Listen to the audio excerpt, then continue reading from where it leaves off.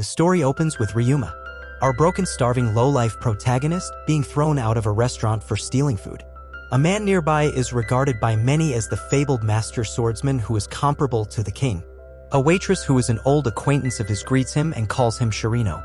Ryuma, our boy, comes desperate to fill his empty stomach. And a few moments later, he's praising the waitress for being a good man and a noble swordsman by thanking her for his first meal in 5 days. Ryuma swears he will pay Flare, the waitress, back even if it means losing his life. Shirano then lightly touches Ryuma's sword with his own. Sir Ryuma halts Mr. Beard. Shirano offers an apology for his lack of proper sword manners. However, Ryuma clarifies that to a swordsman his sword is life. Shirano also possessing swordsmanship. Ryuma is confident that he understands that an apology is insufficient. Since striking someone's sword equates to a challenge to a duel, there are dire repercussions. Shirano draws his sword at Ryuma's command and launches his attack. Shirino easily avoids it, so Ryuma ends up slicing the statue in half. Shirano, though, is genuinely impressed. Shirano surprises everyone by retaliating right away. However, he refrains from actually taking Ryuma's head off. Although Ryuma feels the fight isn't over until one of them is lying in a grave, Shirino declares victory. He demands that Shirano battle him after explaining that the swordsman was killed in a duel. Flare tells him to stop right then. Ryuma complies since he is powerless to resist his savior's wishes. The fact that Ryuma's attack could pierce the solid bronze statue to such a degree has left some onlookers in awe. Ryuma is then informed about an unexpected attack that happened 7 years prior. Unexpectedly emerging, a dragon attacked a small mountain town, destroying the whole settlement with flames. The tiny village was encircled by mountains, making it impossible for the impoverished residents to flee and for help to reach the town. The world was shaken by this incident, which served as a reminder of how terrifying dragons can be. Everyone had assumed that the village had been completely destroyed. However, a lone swordsman rose from the ashes one day. He revealed that he was carrying a child and that it almost cost him his life. He had to save the girl, though. Shirano was that man. His reputation as a sword master preceded him. However, he rose to fame after venturing into the blazing conflagration by himself, slaying the dragon and rescuing the youngster. When Ryuma finds out that this child was Flare, he is shocked. The barman divulges that Shirano is reputed to be the king's second-best swordsman. The king is the best swordsman in the world, but Ryuma is insane and wants nothing more than to face him in combat one day. This will be challenging though because nobody even knows his identity or how he looks in the afterlife. When Ryuma finally eats, he beams, but his sword gets bumped once more. Everyone is shocked to discover that he has been stabbed after he stops the odd-looking man who was responsible. When the guy asks Ryuma why he would act in this way, he responds that he didn't even touch him. The strange man claims that everyone there saw Ryuma stab him pointlessly, but he starts to notice something. He concludes that Ryuma must be aware of what he has and is attempting to steal it. This guy tells Ryuma he will never give him this thing he has, making a big deal out of it. If he kills himself, he promises to take Ryuma down with him and even to destroy the town. When Ryuma finally gives up, this guy admits that the thing he won't let him have is the dragon's horn. Everyone in the town is instantly terrified when this guy blows the horn. Years ago, someone stole the dragon's horn, which has the power to call forth dragons. The clown breaks it in half and tells everyone it's real, even though they all still don't believe it. While everyone in the town fears they are going to die, Zaro only wonders if he is being played. Fear drives everyone insane, and they vent their resentment on Ryuma. He tells Flare that he didn't stab the man and begs for her assistance. However, Flare, who is the most enraged of all, slaps him. Ryuma could not even begin to comprehend how terrifying dragons are, as she is positive he has never seen one before. Although Ryuma is clueless about what is happening, he is adamant that it has nothing to do with him and he won't accept responsibility. Naturally, this infuriates everyone, who then point out that unless the horn is phony, they are all lost. At that moment, Shirano shows up and verifies that the horn is authentic. All of the guards who lost their lives attempting to protect it were his subordinates, so he is aware of this. Shirano feels so bad that she didn't stay to support them. He makes the point that the dragon will appear in the most spectacular way possible regardless of Ryuma's responsibility. Everyone applauds their savior when Shirano asks the villagers if they will allow him to fight the dragon once more. Flare clarifies that no person on Earth can defeat a dragon by themselves because she is aware of how dangerous this is. The dragon is too strong for even Shirano. Shirano, however, clarifies that he was aware that this day would eventually arrive. He spent many years searching for the horn and did everything in his power to stop it. But Shirano has failed, and now all he wants is the opportunity to put an end to this once and for all. Shirano is so noble that it touches everyone. It doesn't impress Baryuma. In fact, he applies common sense and suggests that they simply leave the town. Nobody will have to battle the dragon if the town is deserted unless they wish to defend a number of abandoned buildings. Enraged, every villager demands that he seppuku himself.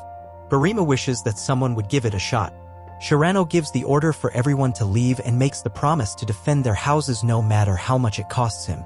He only asks that they pardon him for failing them if he is defeated in combat. We discover that Ryuma and Flare have remained behind after everyone has left.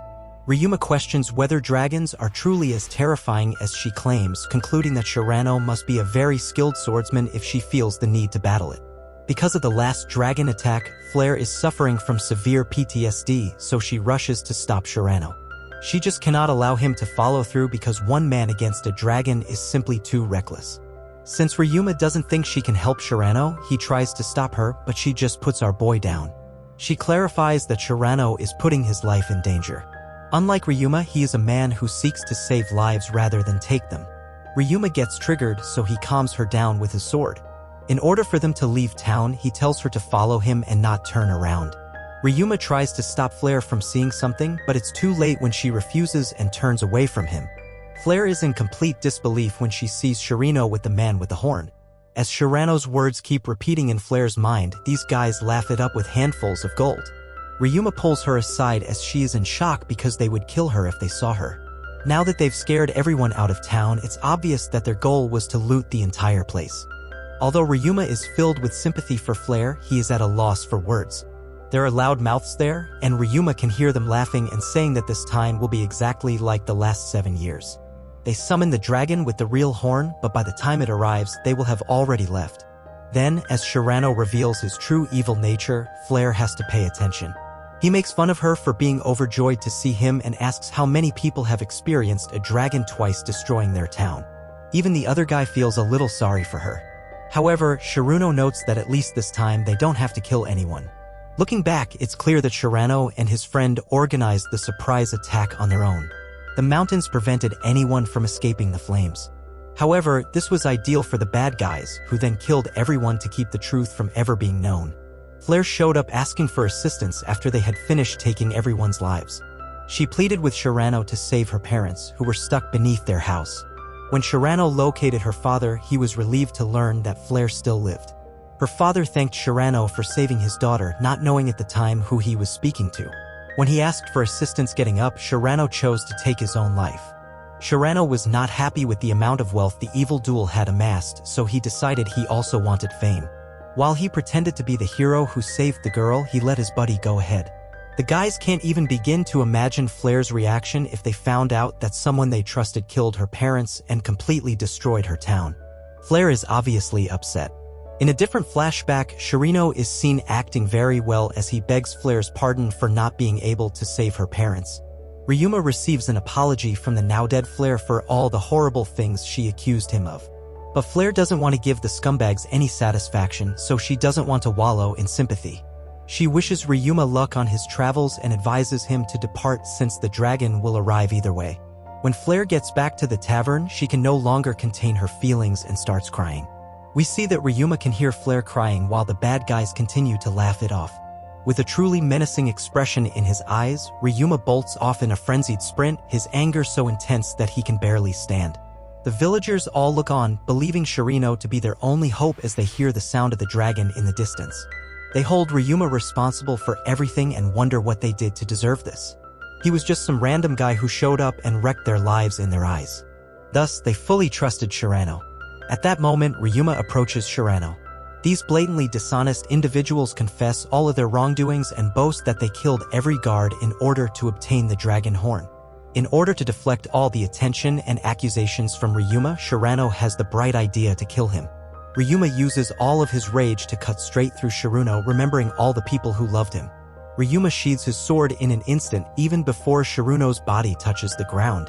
The clown is also in shock at how easily Shirano was defeated. Without a doubt, Shirano was completely corrupted. However, as the clown notes, he remained a skilled swordsman. This guy explains that he can still summon the dragon with the actual dragon's horn because he feels legitimately threatened. However, anyone cannot do it, and he needed 3 years to get the hang of it. The only person who can stop the dragon is him. He therefore advises Ryuma to give him a chance at life if he hopes to save the town. But unfortunately for him, Ryuma clarifies that this isn't his hometown. The giant dragon has just arrived and the people of the town are terrified. The dragon lights the town on fire with its fire breath. The residents of the town are convinced that their town is about to burn and that they are doomed. They've realized that not even Shirano will be able to defeat the dragon after seeing one for the first time. Flare is back in town when the dragon finds her sitting in the dark. She approaches the terrifying beast head-on and doesn't even bat an eye when it threatens to kill her. Though Flare is prepared to die with the town, she is taken aback when Ryuma suddenly materializes. Ryuma quickly turns the dragon's attention to him, but it avoids all of its blows. The dragon takes off after he climbs onto its back. But Ryuma's determination never wavers, and with one strike he manages to climb the dragon and chop off its head. Later on, Ryuma is taken aback by the size of the lizard's wings. Ryuma is just shocked that Flare is still there, and Flare is at a complete loss for words. He tells her not to consider taking her own life, adding that he's heard it's not fun to be dead. Flare demands to know who he is because she is amazed by how strong he is. She also wants to know why he risked his life to battle the dragon for a town he doesn't even call home. According to Ryuma, he had already told her before she had saved his life, and he had vowed to repay her even if it meant killing him.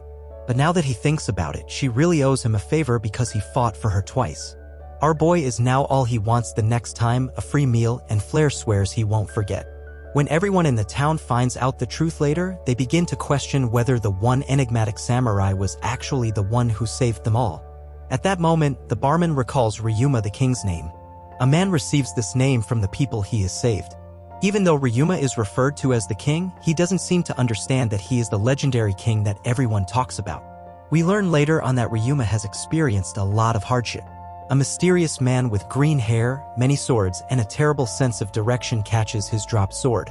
Ryuma is informed by the enigmatic man that he is a real swordsman in both body and mind.